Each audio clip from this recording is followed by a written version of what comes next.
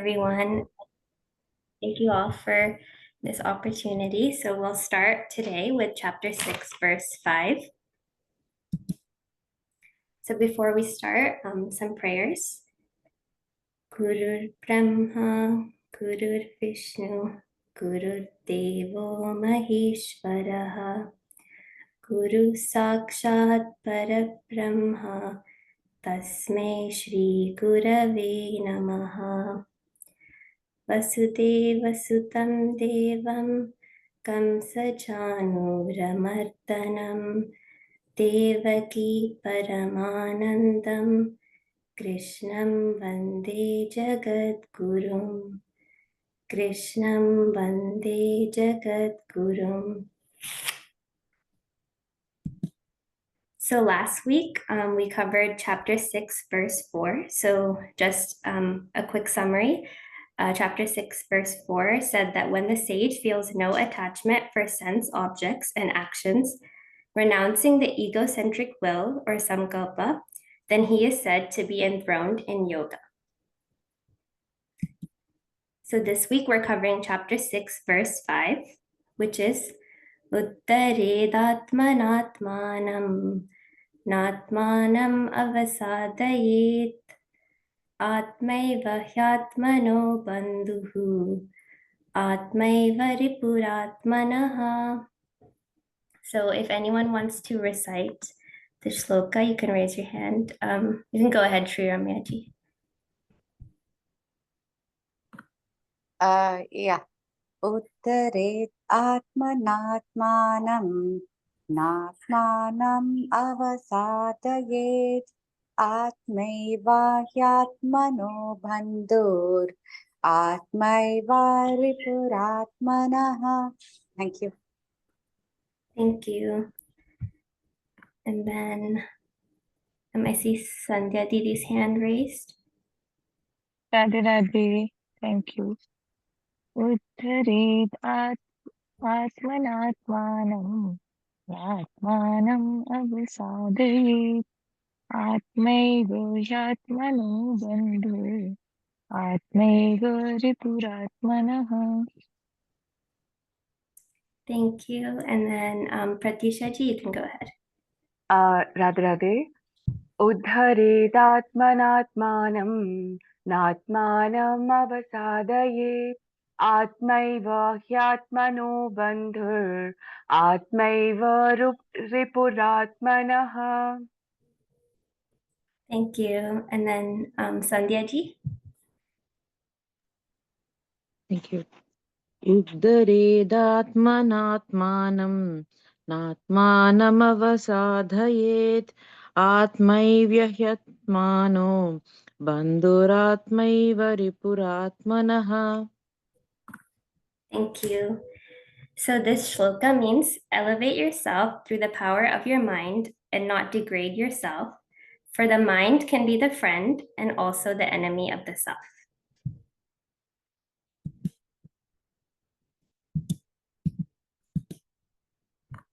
So before we kind of start going into the shloka, I just wanted to go over the various components of the mind. So you can kind of think of the mind as 4 different parts. The mana, which is the mind. So this is the aspect that creates the thoughts. The buddhi or intellect, which is what analyzes and decides. Chitta is what creates the attachment. And then the ahankar is our ego, which leads to pride. So anytime we have bodily attachment, it's because of the ahankar. And so when we kind of look at the lower nature versus our higher nature, there's kind of the different components. So we have the body, senses, mind, intellect, and soul. And the true, like real nature of ours is the soul, and everything else can be considered as unreal. But when we're trying to be able to differentiate between our lower and nature, we can use the intellect. So our body, senses, and mind comprise of our lower nature, and then the intellect and soul comprises of the higher nature. So when we use the discriminating power of the intellect, we can start functioning at our higher nature, and that will help us progress further spiritually. Let's see. Sri Ramyaji, do you have a question?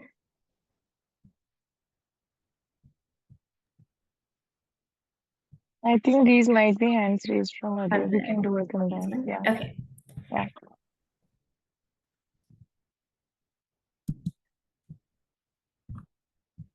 So in the shloka, there's the first kind of line is Uddaret Atmanatmanam Natmanam Avasadayet. So basically, that means that we can use our mind to elevate ourselves or to degrade ourselves. And so within the various paths towards God, depending on the way we use our intellect to discriminate, we can either elevate ourselves or degrade ourselves. So in Jnana Yoga, which is the discipline of knowledge, if we identify with the unreal, so if we think that we're the body and the mind, we will degrade ourselves. And then if we think that we are all, I am all of existence. So generally in the path of Jnana Yoga, people think aham brahmasmi or tattvamasi. So they think that they are Brahman and that helps them elevate. So I think actually I switched the words. Uddaret atmanatmanam is elevation, and then natmanam avasadayet is degrading. So it should be flipped. But in Karma Yoga, which is the discipline of action, whenever you work out of selfish motivation, you get attached to the results of your actions. But if you can use the discrimination of your intellect, then you work in unselfish motivation. So you act in the spirit of service and you use all of your faculties to serve God. And then in Bhakti Yoga, the discipline of devotion, if you develop attachment or love towards worldly objects and beings, you will degrade yourselves. But if you're able to cultivate love for God and you think, I am God, I am God's, and God is mine, then you'll be able to elevate yourself. And then the next part of the shloka is Atmaiva Yatmano Bandhur Atmaiva Ripuratmanaha. So this means that either the mind can be our enemy or it can be our best friend. So if you want to consider your mind as your friend, you need to accept that there is no need for the mundane things. So all of our attachments to our wealth, our belongings, our family, our friends, we need to understand that while we need these things to kind of function in life, we shouldn't be attached to them. So I remember once I saw an example where if you have water in your hand and you just hold it gently, so you just think that, you know, all of this has been given to me and it's just my responsibility to protect it, the water will stay. But anytime you try to grip the water, it'll just all flow through. So we shouldn't cultivate the idea that all of what we have belongs to us. We should always think that it belongs to God and we should use it in His service. And then when we use our intellect to guide us in the right direction, we will be able to kind of progress further spiritually. So we need to constantly think about our actions and see if this is our higher nature or our lower nature. It's also important to have faith in God, Guru, and the scriptures. So whatever knowledge we're receiving, and also have faith in God that ultimately we will be able to attain Him or realize Him. And so you need to have that firm faith. So no matter what obstacles you face along the journey, you're able to keep moving forward. And then lastly, you have to have patience because it's a long process and you'll make very slow and steady progress. But if you become impatient or you get frustrated because things are not going the way you are, you can slip up very easily. Now, the opposite of this, when your mind functions as your enemy, you will start developing affinity towards worldly pleasures, and you'll allow the mind to rebel. So whenever your mind starts hankering for sense objects, instead of using your intellect to reel it back in, you'll let it go after everything in the world, and then we'll start functioning from our lower nature. Also, if you have a lack of conviction in your undertakings, so if you aren't confident about your spiritual practices or your ability to push through any obstacles, then anytime something happens, you'll get very quickly demotivated and then fall off track, which is when you'll fall quickly towards your lower nature. So before we move on to the next part, if anyone has any questions or comments, we can kind of have a discussion.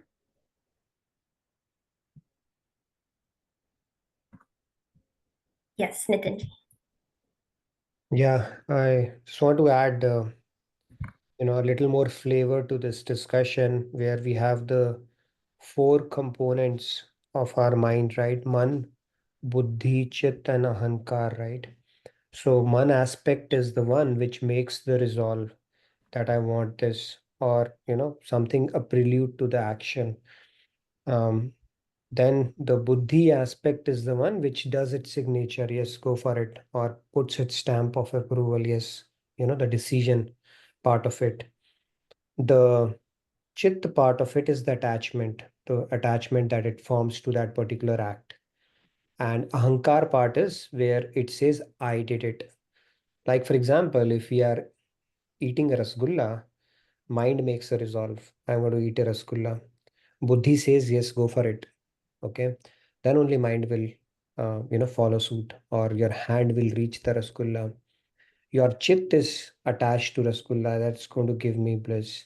And your ahankar is telling, I ate it, right? So this is how subtly these four aspects of our mind work. And that is where, this is how typically every action that we end up performing, these four things are happening. And the shloka, as Shruti is going to, expound on it further, is going to tell us how to put it in perspective. So, yeah, please, just wanted to add that. Yes, thank you so much, Nitin. So, generally, we kind of know that it's very difficult to control our mind. And so we might think, who will help us? Now, in the Bhagavad Gita, Krishna is telling us that first we need to help ourselves. So there's the very common phrase, God helps those who help themselves. And so there's a story of how when one of Swami Vivekananda's disciples went to go seek his blessings in order to be able to realize God. Swami Vivekananda tells him that Ramakrishna Paramahamsa always teaches that the breeze of mercy is already blowing. Do you only hoist the sail? So the grace of God is already present. It's just a matter of whether we're able to use that and progress further. And the more we progress, the more grace we will receive. But in this verse, Krishna is telling us that we need to start with ourselves. So the saints and God can only lead us to salvation if we have faith and belief in them. We have an inclination towards them. We take refuge in them. We accept their teachings and follow them. And we have an intense desire for salvation or God realization or becoming one with God. So unless we make the effort ourselves, God won't be able to help us. So we have to take that first step. So in the Patanjali Yoga Sutras, Yoga Sutra 1.2 is Yogas Chitta Vritti Nirodha. So basically, yoga is essentially controlling the fluctuations of the mind. So in our mind, we kind of generate all sorts of thoughts, and the way that we control them is how we're able to either lower ourselves, degrade ourselves, or progress further. So kind of one way we can do that is practicing Sakshibhav, which is the witness mentality. So you basically act as a witness of your thoughts. There's constantly thoughts running through our mind, but if we can kind of separate ourselves from them a little bit, we'll also be able to differentiate between the times that we are just reacting versus responding. And there's kind of ways that we can do this. One step is delusion. So anytime that you have a negative thought, just realize that you're not the body, you're not the mind. So your mind is just playing mischief, but there's no reason for you to identify with that thought. The more you identify it, the stronger it becomes. And then in the Patanjali Yoga Sutras, there's the concept of Pratipaksha Bhavana, which basically means that you cultivate the opposing sentiment. So anytime that you have a negative thought, try to replace it with a positive thought. And so this will kind of help you start developing more positive thoughts. And the more you do that, which is called sublimation, you will be able to form a positive thought stream. So over time, instead of having negative thoughts, you'll be able to cultivate thoughts that are more wholesome, inspirational, and optimistic.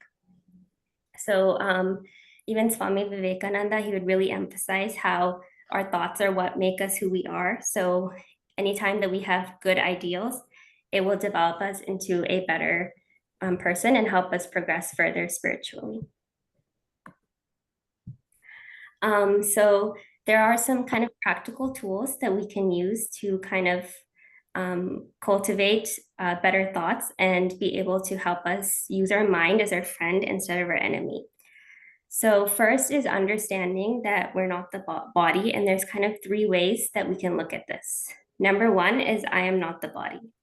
So the body is constantly changing. In the Bhagavad Gita, Krishna says how it's like changing clothes constantly. So we are constantly moving, even in terms of our births and deaths. We're constantly in different bodies. And then also, even within this one lifetime, we change so much from when we're little to when we're older. So that's kind of one way of us reminding ourselves that we're not the body, because if it's changing, then that means that that isn't us, because we identify with something that isn't changing. And then the body is not mine. So if you think about it, no matter how hard you try, you won't be able to keep the body healthy and with you forever. So you're going to get sick, you're going to get old, and you're not going to be able to preserve it the way that it always is. So that kind of helps you remember that the body is not mine. And then this body is not for me. So if this body was for us, then we wouldn't have any other desires, because that would be able to satisfy all our desires. So the fact that it's constantly changing, we're constantly having more desires, and we're not able to stay the way we always are, just reminds us that there's something beyond our body that we need to identify with. And then studying the scripture. So having better knowledge always leads to more positive beliefs and cultivates deep faith in God. So the stronger our faith, the more we'll be able to progress. And so having the right knowledge plays a key role in that. And then practicing sadhana in isolation. So anytime that you're in a quiet environment, you will notice that your mind kind of quietens. So this is why people say, like, when you meditate in the early hours, when there's kind of no distractions, it naturally is a more conducive environment, and you won't have as many distracting thoughts. Satsang, having positive association, encourages us to progress further. And then japa, whenever we recite the holy name of God, because God is seated within his name, it'll automatically purify our mind. So even if you find yourself kind of having negative thoughts, if you can just take God's name, it'll help you kind of get rid of that negative thought and shift your mind into God, towards God. So that's all that I have. So maybe we can just open it up for a discussion.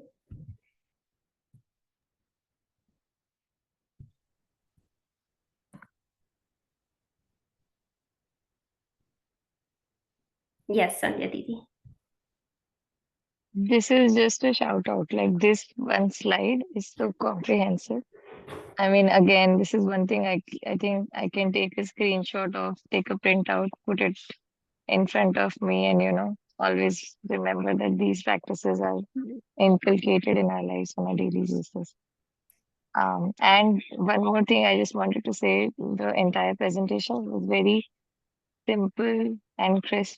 So great job. Thank you. Thank you. I definitely don't have like the depth of knowledge that pretty much everyone else in this class has. So thank you all for like being patient with me. And it was, the first time I got the scriptural basis for dilution, substitution, and sublimation steps. So thanks for that as well. Like I did not know it comes from Patanjali Yoga Sutra and the way you explained. So great Yeah. job.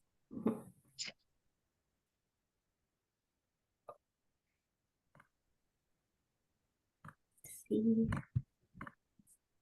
Yeah. But Tusha Di, I guess. Anything ji. No, no, actually, this is me. We have Oh, Saji ji. messed each other's login ID, so now everyone logs in. So Pratyusha. But more importantly, and this question may have been answered maybe in another class, and I've not been regular, so I have this question, right? Um, Positive, negative, good and bad, yin and yang are all parts of God, right? So good is a part of God, and bad is a part of God. So why should we aspire to be good, right? So, uh, why is it that goodness leads to a path of salvation? So, okay, let me try to. It's a very philosophical question, Sachi. So one is you will say there is light and then there is darkness, right? Yin and Yeah. yang. Yeah. I, but how about me saying there is light and then there is an absence of light? Okay, so God has given us a choice basically. Now, good and bad, when you say, this is where our mind comes into picture. It has Kumati Nivara Sumati ke Sangi, right? Even in Hanuman Chalisa it says, so Kumati is there, Sumati is there, Kuman is there, Suman is there. Both aspects are there. So God has given us a choice. Do you want to fall for your lower part, which anyway we are doing, and making choices for which we are bearing the consequences? He says, be my guest. If you want to cater to your lower nature, you keep rotating in this 8.4 million game that you are playing. But if you want something better, then you have to improve, you have to become better. Now intuitively we know, right, there are things which are good and then things there are bad. Like for example, even if a thief is stealing something, intuitively that person would know that this is not a good thing, right? Even thieves have a code of honor between themselves. So you say both are God. I would say yes, everything is God. In one aspect, I think it is suppressed, or it's an absence of God which results in bad, or there's no Satan as such. It's an absence of God or an absence of light that makes it dark. And God has given us a choice to improve ourselves, become better, become selfless, become good. Davik Sampatti. So even in Bhagavad Gita, if you go to Shloka 16.3, I think it talks about Davik Sampatti, all the virtues that you get when you progress on this path. So that yin yang exists for as long as we are in duality. But once we transcend or we are beyond this duality, there's nothing. Everything is God at that point, right? And then you subscribe to his qualities, which is goodness, and not the absence of goodness, which we call bad. I mean, I know it's a bit of a philosophical answer, but that's my two No, cents. I understand with it, and intuitively, right? I would relate to this, but my yeah, and I understand the absence of God, but God it's God, God Himself or herself is also, you know, good and bad, right? Bad came from somewhere, isn't it? No, that's a very philosophical question. Where did bad come from, Right. right? Um, then you have Asur. Then you have Sur also, right?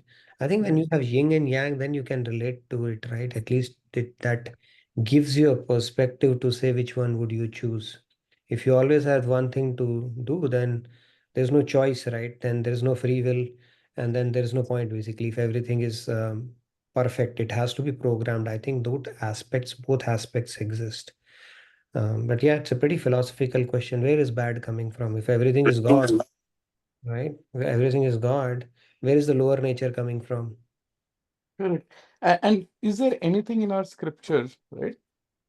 Does our scripture talk about anyone that, for the lack of a better term, went super villain and became, um, you know, liberated? Yeah, supervillains always get liberated. In fact, supervillains are supervillains. They take on that role. In fact, if you look at some of the super villains that we have heard about in Ramayana and other stories like Ravan, Kumbhakaran, uh, for that matter, Hiranyaksh, Hiranyakashyap, and Shishupal and all, they were not ordinary people. So if you go to Bhagavatam, it actually has a story They were Jai Vijay. Correct. And so basically, villains are not ordinary people. People who take on God, they are not ordinary. They are already liberated souls who have taken on that role to spice up the story. If you don't have a villain, the story, the hero will not be glorified, right? So to take on that role. So those kind of villains, but those villains are the ones who are thinking about God in the negative sentiment throughout their lives, and they still get the same result. If you think I, about God in a positive sentiment, you get, but those villains, super villains that you're talking about, the epitome of badness, they are also God realized people. In general sense, God will not even take the trouble of killing them through his own hands. The regular villains, so to say, somebody else will kill them. God will not. But when he chooses to do that, they are special people only. no, I agree, and I know, going through some of our classes in the past, I know of these stories of Jay Vijay and the fact that all of this is a part of a grander Leela, right? And see, whenever I go down that path thinking, that's where all of this kind of fudges and merges into one big confusion as to, okay, if God is creating bad, God is creating good, then th- then why follow one versus the other? But I get it, right? Maybe electricity flows from positive to negative, so or from one polarity to the other polarity. So there is a higher polarity and probably there is a lower polarity. I've always tried to justify that in my head like that. But yeah, thanks. I know Thank it's you. a philosophical conversation, but think about other. Let's look at it from another angle. Anything, let's say something is bad or villain that you're calling it, right? Sure. What are they motivated by? For something for their own self or something for a larger good or being selfless? Is it a selfish pursuit that they would typically indulge in, or is it a selfless pursuit? Because God wants us to teach one of the key lessons of this creation is it's in giving you shall receive.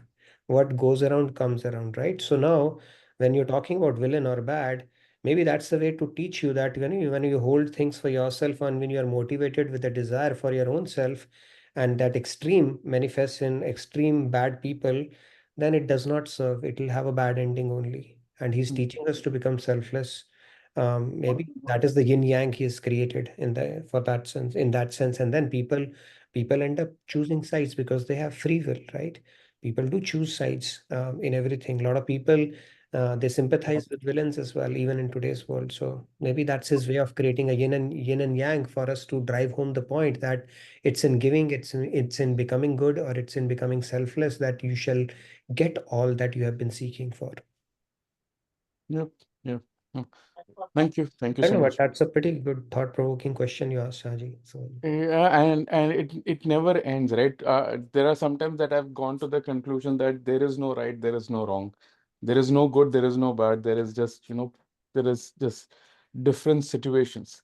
But then it is always the question of why aspire to be one versus the other. But no, in these are these kinds of responses are the ones that at least push me towards no, whether you understand that or not. There is a reason why people try to be good, and honestly, uh, everyone's conscious leads to that. So there has to be a reason why innately we are all led to good, even though people do take bad actions, as you said, in their heart of heart they know that it is they are supposed to be doing good. So something is wired into us. something is wired, right? What is that voice that is knocking and telling, hey, something is not right here? Right. And then think of it, to thicken the plot, the mind that God has given us, it always gives you proposals of things which are not good for you most of the times. It is supportive for good things also, but most of the time, the kind of suggestions it is making to you are not good for you. So it is that enemy seated within you, which is always giving you proposals which are not good for you. Let's do this, let's watch this, let's waste our time, let's eat it, let's lazy. All the things which are not good for us, it continues to propose to us all the times. Now you may question why God has made mind like that, or Prakriti like that, or Maya like that, right? So it's a pretty philosophical conversation. Mind, why? Why mind does not uplift you naturally? Why do you have to put in effort to do that? Why does it take effort to become active and not lazy? Why does it take effort to resist temptations? Right? Maybe God has created choices there. One is easy, other is hard, but it's worth it when you go through that, because that helps you, get to a higher bliss probably when you reject the lower bliss. So those are some of the learnings, I think, the way universe is designed. But yeah, these are all pretty lot of food for thought in these questions. Okay, I would stop now. Thank you so much. Can I add to this discussion? Yeah, so this is one perspective. I feel like it's more of a matter of perspective, and especially on the path of bhakti, anything that takes us closer to God is good, and anything that doesn't is bad. So if we tend to develop that kind of a perspective, I think, as you were saying, the good and bad dissolves. And like we have these great examples like Tukaram, whose wife was like really a problem in material sense, but he saw it as a beautiful opportunity to get closer to God. Similarly, Narsi Mehta, who like lost all his family members. Like any normal individual, we see that as like something pathetic, right? But he saw it as, no more opportunities for material attachments and just directly getting attached to God. So, So like from I a feel moral standpoint, hurting somebody or looting somebody, I think those kind of I acts feel should be like if avoided. somebody has developed the consciousness of getting closer to God, they will never do that. So, I mean, and I feel that it's all like part of the bigger design. He's the master controller, right? God. So, whatever happens is essentially meant to take each one of us closer to Him. And if everybody develops that consciousness, this good bad differences dissolve. Like mostly the saints will not see anybody as good and bad. They will see it as an external vyavhar and Saints. internal. Yeah. So because they have achieved that consciousness, right? Like which we are aspiring to achieve. So And Sandhya, another reason for that is, I think the saints, they look at the karan, not the kriya, the cause and not the act. So cause in everybody is God. If you think about it, without the cause, the person will not exist. So they don't focus on the kriya, the act part of it, they focus on the cause. And that is why even in a dog, the saint Namdev ji saw his Ishtadev, right? That my Ishtadev has chosen to meet me like, Truppa, all right, okay, Truppa. you can No, share. and just I just wanted to go into not to reopen that entire point, Sandhya. Your point is valid, right? But if you think deeper, you said, any action that takes us closer to God. As I said, God is good and bad. So what makes you think that what you are doing is taking you closer to God, right? I mean, we I have this conflict about dharma and adharma, right? In one of the pillars of Bhagavad Gita is, if you see adharma, stand up against adharma. But how can we judge dharma versus adharma? Maybe what Duryodhana was doing was dharma to him, because he found himself in a situation where he was supposed to get something. He was denied that. He took it because he thought it was his right to do it. Very Unless and until God comes and says that this is dharma and this is adharma, how do you judge? Internally, everyone who is doing an action, right? Unless and until someone is going against their moral values and taking an action, yes, they are no they know that they are doing something wrong. But there are many people in this world who are doing things that we would think as adharma with absolute confidence that that is the right thing for them to do. So how would you explain dharma and adharma to that person? And does dharma and adharma exist when everything is God? So it's a deep, I mean, those things, yeah. It's so subjective. So It subjective. is like subjective yet objective. Let me bring objectivity to it. You said it may be right for somebody, right? You may say a terrorist is also justified in doing what they are doing. No, that is born out of your value system, what you think is right or not right. Your value system is dictated by your belief system, what you believe in. Your belief system is shaped by the kind of knowledge you have subscribed to, right? And your knowledge that you have subscribed to depends on whether you have acquired it formally or informally through your experience, through what your friends say, through Google, through your own experience, or have you referred to scriptures, have you referred to saints' words, right? So it all boils down to the kind of knowledge you have subscribed to, because that will shape your belief, that will shape your value, and then that those values will say this is dharma, this is a dharma. So it is very objective in that sense. And it's not easy, not an easy topic to know what is dharma or adharma in a given context. Even Bhishma Pitama got it wrong. Even Yudhishthir got it wrong. Even Karan got it wrong, right? So yes, they had the benefit of Krishna coming and telling them, we don't have that. Fair point. But then that does not absolve us from listening to scriptural, listening to saints, and subscribing to the knowledge, bona fide knowledge, and hope that the value system that is shaped out of it is subscribes or takes us or aligns to the dharma or the scriptural injunction. Even if it doesn't, if we have sincerity at heart and purity of intention, despite our best efforts, God still gives us credit for that.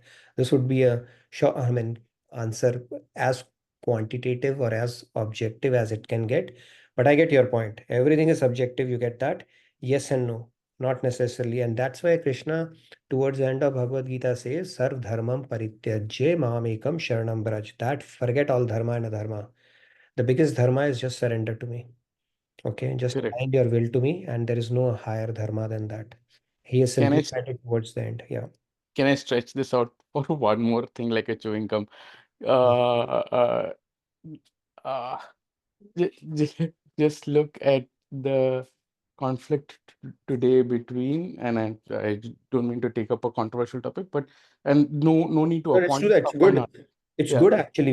We can map it to the practical things. Let's have a correct. good discussion on that. Yeah. What are you talking So about? if you take a look at the conflict today between Israel and Gaza, Right. sorry, Israel and Palestine over Gaza, right? Mhm. You have two ends who absolutely believe through their scriptures, through their saints, that they are absolutely on the right path.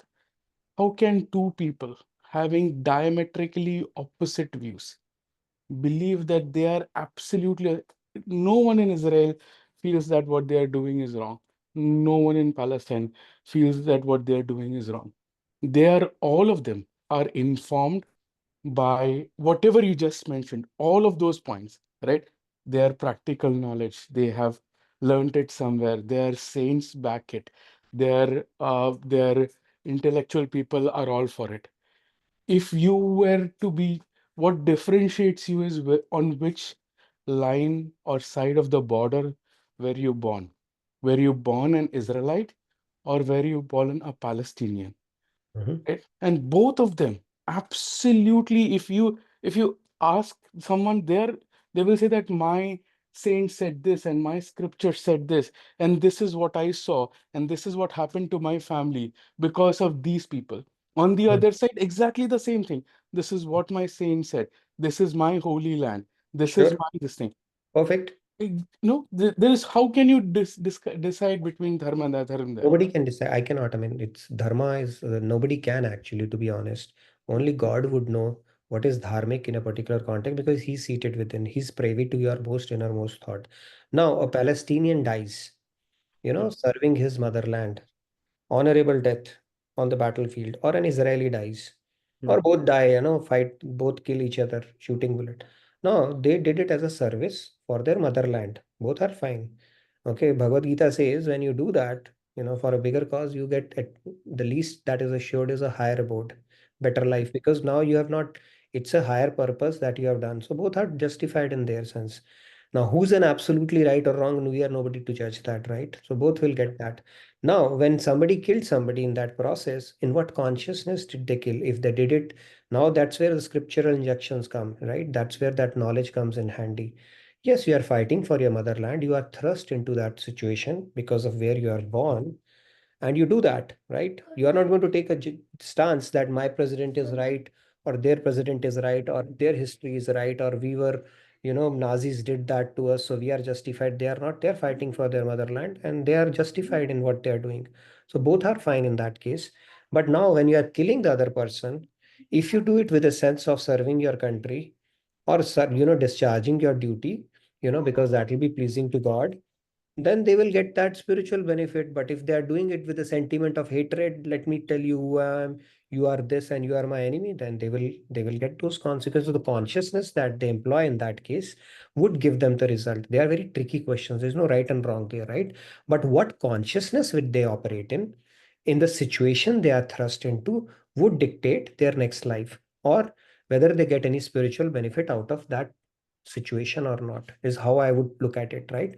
Now, if somebody at a political level has done something, exploitation and stuff like that, like Nazis, concentration camp, ethnic cleansing that happened and stuff like that, that is a different, right? Of course, you may say is justified, but killing people for no sake and all that stuff, those let God decide. That's why God has designated Chitragupta, right? He has also said, maintain a ledger of people, what are their papas, what are their punyas, and give them results according to that.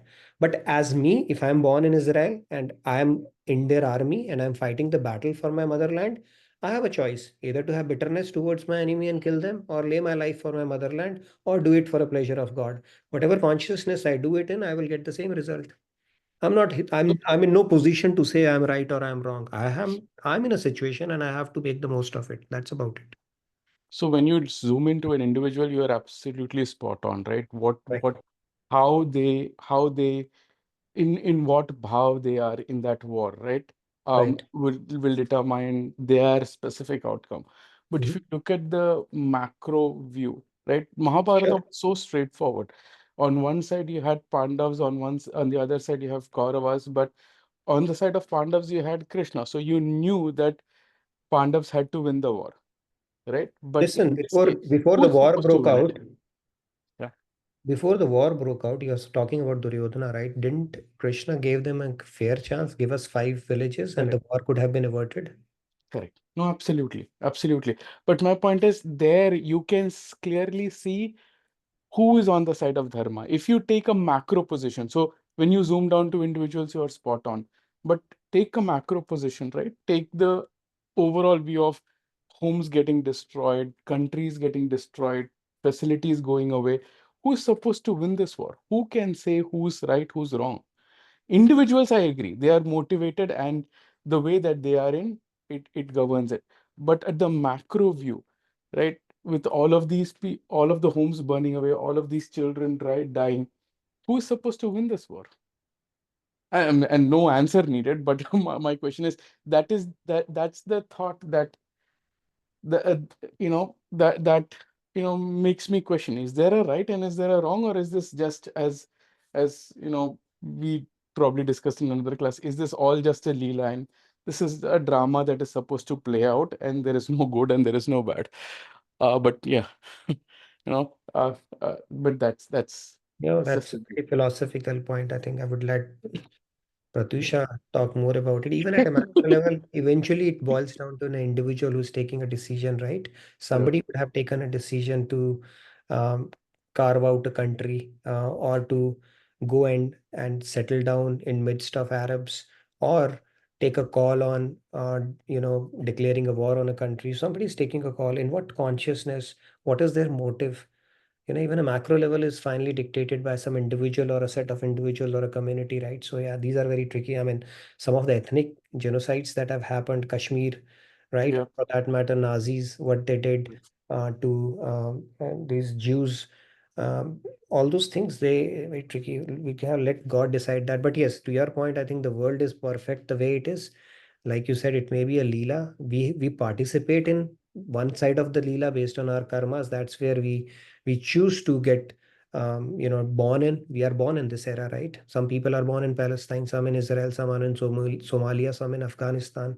It's all our karmas. We are the authors of our destiny. So yes, at a broader level, it's a leela, but which side of leela we get to participate is also dictated by the kind of choices we are making. Anyways, that's but yeah, that's good discussion. yep. Thank you.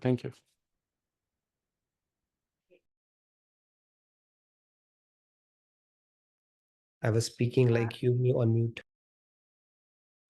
okay. Um, so actually, can I answer? I will try to answer because whenever me and Saji gets into these kind of things, then we end up not talking to each other. Okay, so let me try. Um, okay, so the thing is, from God's point of view, okay, it's Leela. But are we there yet? We are not that purified to, uh, decide everything is same, right? Because if somebody is trying to come and harm us, some robber is coming, or anyone, we have to defend ourselves, and becomes our dharma at that point. Okay, if in that process if we have to take arms, then that is also becomes our dharma. So we cannot say that everything is God, so anybody can come and do whatever they want to do with us. It is not going to work like that. So from God's point of view, yes, everything is one. We know the barbaric story, right? Barbaric's head was placed above. He wanted to watch, and ultimately he said that I saw only Krishna, doing everything. I never saw any characters. So, but that's the level that of consciousness that he has reached. But we have not yet been there. So how we are supposed to do it? Yes, as per dharma. So how can we decide what is dharma? A dharma is something that will give you peace ultimately. So if we even see, in chapters that are coming, what is tamas?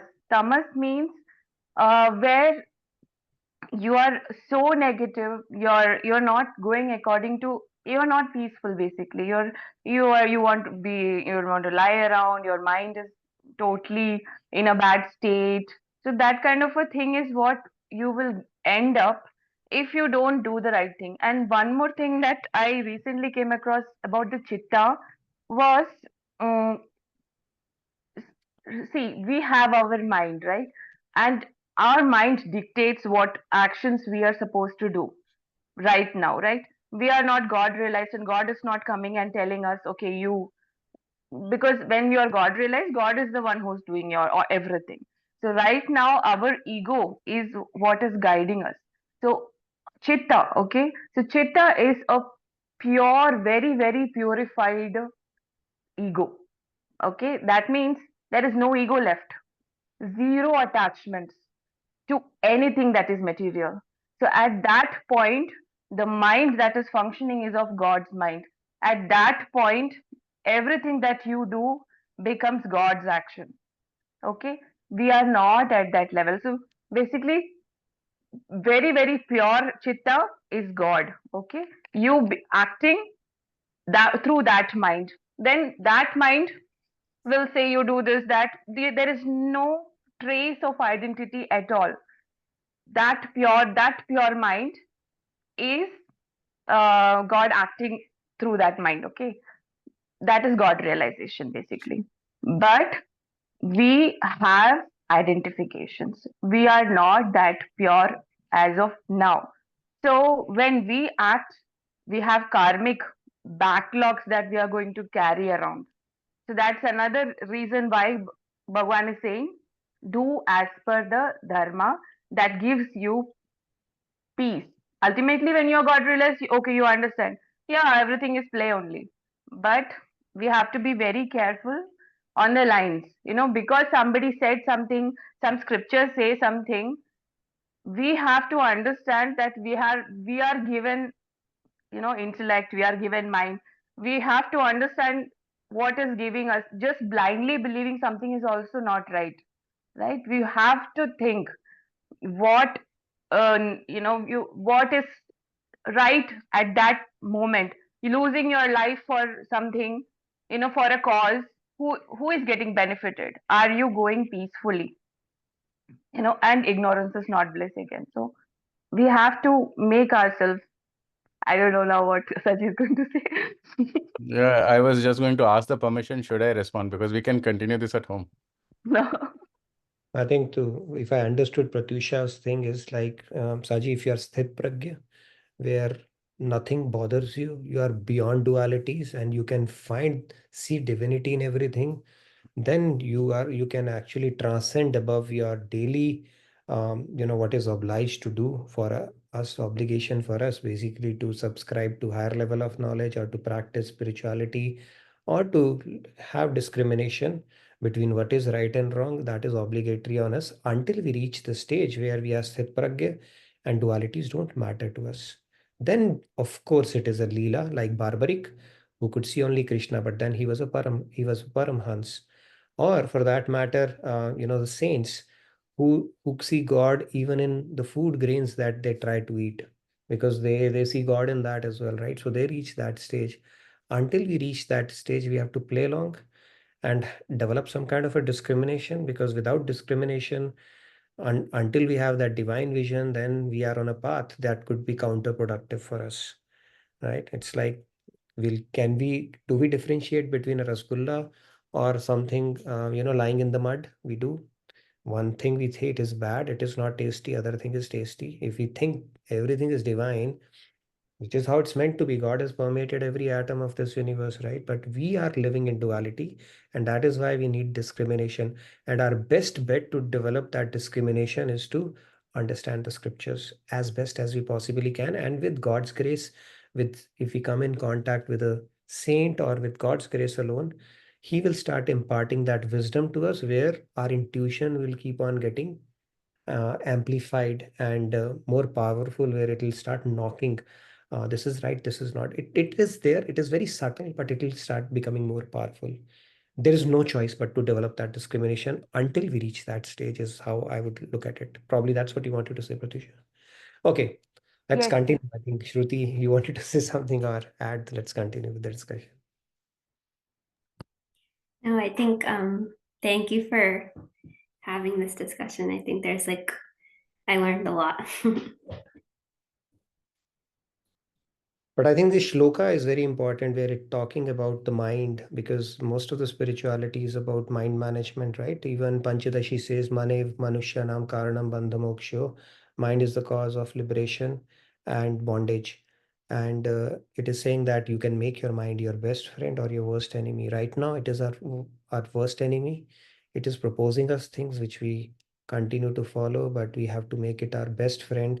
And I think you put together very nicely in that slide. What is the knowledge we need to activate to make it our best friend, as opposed to, uh, giving us proposals, which is taking us to asat or anitya things, right? We are not mind, body, sense complex. We are much more deeper than that. I think it's interesting. Like, I think I heard Sadhguru also once say that, when you die, you should not have this expression. It's like, oh my God, was this drama and I was not any of it at all. So he said you should not die with that kind of an expression. It's like, well, that's when you realize all the world that I had created around me, including this body that I thought was me, lying in front of me, and all these people whom I thought were, defined my life and were my relatives. Now I have to move along, and it's like that. Your mouth will open at that point. It's like you are stunned at that moment. Oh my God, this was discounted for nothing. He said you should not. And that is where spirituality helps us to get closer to our real identity, as opposed to living in the myth of our own identity that we have created. Right? We are enslaved. We have become employees of the myth of our own identity in our head. So, good discussion. Thank you, Okay, Saji, for being the catalyst. sure. You're The always one more thing welcome. I wanted to add was when I was saying the purified intellect is God realization. So if you are not intellect, chitta. So if we have, negative things, so definitely we are not possible peaceful, right? And the chances of us as an ego, because the ego is so strong, the chances of us coming back is more. Whereas if we are peaceful, that's why God only comes as bad and tries to show us only the good wins. So that he is trying to actually show that if we go to that path, the chances of us becoming peaceful and reaching him and being there permanently with him is more. Rather than if we do the negative roles, the chances of us not being peaceful and coming again and again and again is becomes more, because once you become so bad, the next janma, all the people that you did bad, they will come on you, and then you will seek God. If you want that path, you can choose. It's your choice, you know. But he says that if you become more peaceful, it's better route at least, you know. And then you can enjoy the play, you know. Some people like to be a villain, I guess, but as an ego, definitely you'll be in trouble. So yeah. Another thing at the end game is to become blissful. Hmm. Even if somebody is a villain or somebody does bad, if it actually takes them closer to bliss, peace, that perfect bliss that they are seeking, sure, God says, okay, be bad and just see if it takes you. So the point is, I think getting to that level of energy or the other side of that energy, which is being bad or going further away from, the injunctions, scriptural injunctions and stuff, it takes you further away from bliss as well, peace as well. So what will happen is you will be stuck in that process because your soul will continue to crave for that perfect bliss. And God is saying, until you become good, until you start becoming selfless, you will not attain that feeling. So other problem, technical problem with becoming bad is you will continue to repeat because by being bad, you cannot become happy. Okay, this is another reason why somebody needs to subscribe to higher level of energies as opposed to lower level of energies, even though all that might be God, because God is saying you will not attain that bliss or peace if you continue on this side. You will keep on repeating here in this cycle. And I think that's part of the choice as well, right? That He's given us. You want to live life in a certain way, I give you that choice, but there are consequences. You want to live life in another way. Um, it might take a bit of a doing to begin with, but then you will be blissful. So He's given us choice so that we can see the yin and yang in both and then make a choice and then either continue to participate in this drama or to get out of this drama. Both choices are available to us. So one more point can I say? I mean, time is not there, that's why. Just because My you God, said it's about happiness, yes. bliss is the Yeah, yeah. So the thing is, when a person is purely very sattvic, you know, doing good actions, then also he's looking for happiness, right? But he'll sooner or later understand that he's not getting that happiness that he wanted, because so much of whatever extent he is doing, say doing the same thing again and again, he will become bored.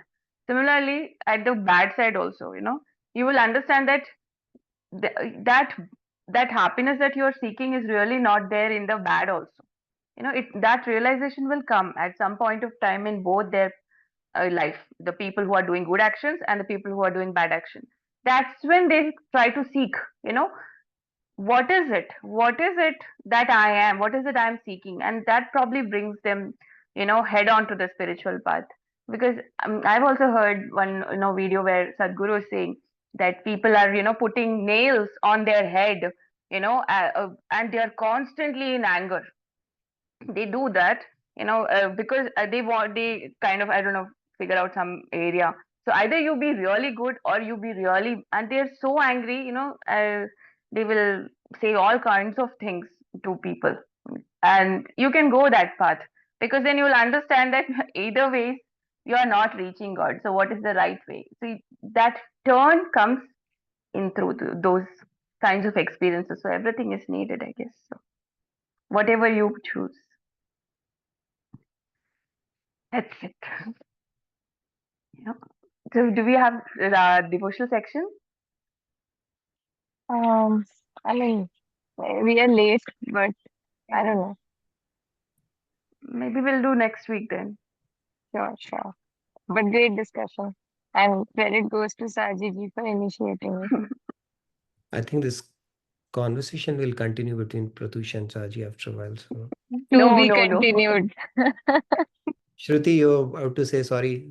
I hope we didn't hijack your conversation. Go I ahead, don't please. know. I was just thinking, like, in psychology, they have something called the self-fulfilling prophecy. So anytime that like we do something that we know isn't good, we have to justify it to ourselves. So if you don't study for an exam, you justify it to yourself that like either the teacher didn't grade properly or something, or if we get angry at someone, we try to justify it to ourselves that there was a reason that we got angry. So I think like somewhere intrinsically there is this, like, we know what is good, and it's the more that we can try to tap into that, I think like eventually that helps us progress, and then we will reach a stage where you have to go beyond that, because even in sattva gun there's a certain pride that we have. But I think like in the process of progressing spiritually, I think the more we try to develop that intuition and like align our actions with something that's better than us, then I think that like helps us make sure that we're not doing something that's like hurting others in any way. But thank you all so much for such a beautiful session, and thank you so much, Nitinji. I think we're so lucky that we can Thank you, learn from your everybody, wisdom. for a wonderful conversation. And thank you, Shruti, for the beautiful slides. And you just put it so nicely and summarized this shloka, which is a very important shloka. And I'm sure this will keep on coming up in our discussions, because this is the key thing in Buddhi Yoga aspect of it and the mind. There's a lot of emphasis on fixing our mind. And if we fix our mind, the job is done. If you think about it, right, it's just befriending our mind where it starts giving us, proposing us good things, and the job is done. So it's a very important shloka, and you did a very thorough and a fantastic job at it. So thank you for that. And thanks Thank everybody. you. Discussion. So I think we can end the session because it's past 10, but thank you all so much.